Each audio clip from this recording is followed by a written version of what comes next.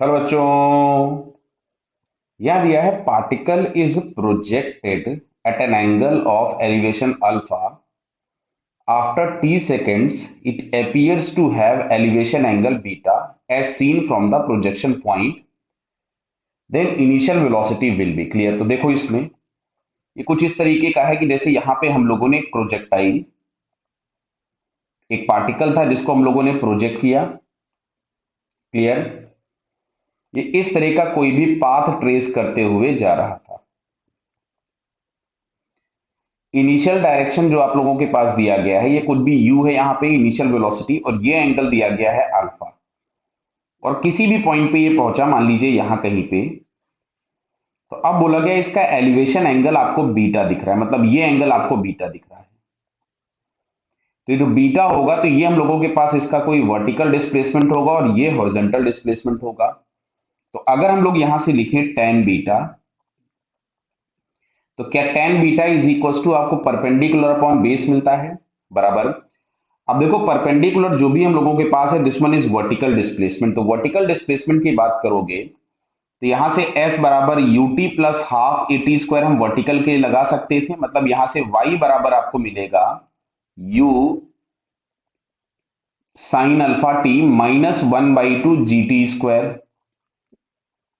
Clear बेटा। तो यहां पे हम लोग इस वैल्यू को पुट कर देते हैं। क्लियर। और जो x मिलेगा वो x डायरेक्शन में कोई एक्सेलरेशन नहीं होता है तो सिंपल ये आपको u cos alpha into T मिल जाएगा। क्लियर है बताइए। तो इन वैल्यूज को हम लोग यहाँ पे सबसे पहले पुट कर देते हैं। क्लियर।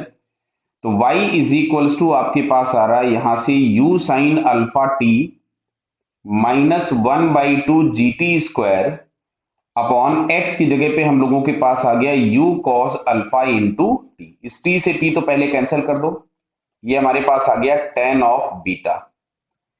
क्लियर। अब देखो ऊपर ऑप्शन t के टर्म्स में दिए हुए हैं तो t को हमें एलिमिनेट करने की जरूरत नहीं है। एक काम करते हैं इसी को हम लोग थोड़ा सा और सिंप्लीफाई करते हैं, इसको हम ऐसा लिख देते हैं u cos alpha into tan beta is equals to आपके पास यहां से आ रहा है u sine alpha minus of G T by two. Clear है। तो एक काम करते हैं जी टी बाई टू को तो इस तरफ ले आए, ये प्लस हो गया और उधर ले जाकर के u कॉमन निकाल लेते हैं तो यहां से हम लोगों के पास मिलेगा sign alpha minus cos alpha tan beta. Clear. अब देखो इस फॉर्म में कोई भी आंसर दिया नहीं है तो एक काम करते हैं टेन बीटा को हम लोग sine beta upon cos beta लिख देते हैं। तो is G T by two u sine तो अल्फा पड़ा रहने दीजिए, कॉस को भी ऐसा ही लिखा रहने देते हैं और इसको हम लोग यहां से लिख देते हैं sign beta upon cos beta. चलेगा बेटा सभी को। इसको हम एलसीएम ले लेते हैं तो u।